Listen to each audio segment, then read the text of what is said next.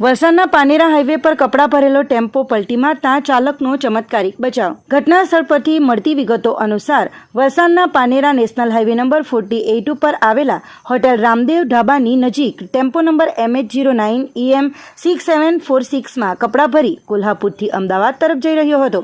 જે દરમિયાન અજાણ્યા ટેમ્પો ચાલકે કપડાં ભરેલ ટેમ્પાને પાછળથી ટક્કર મારતા કપડાં ભરેલ ટેમ્પાના ચાલકે સ્ટીયરિંગ પરથી કાબુ ગુમાવતા ટેમ્પો એક બાજુ નમી પડતા ટાયર ફાટી ગયું હતું। ત્યારબાદ ટેમ્પો હાઈવે પર પલટી મારી ગયો હતો।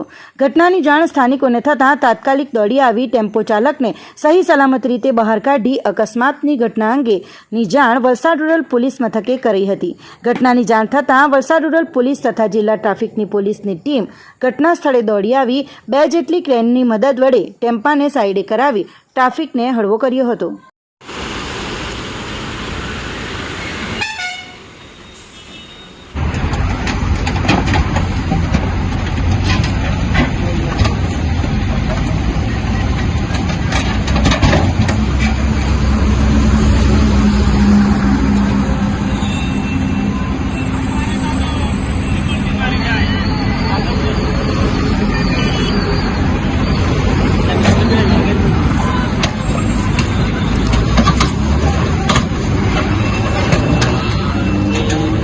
हमारी लाइव न्यूज़ 24 चैनल ने सब्सक्राइब करो,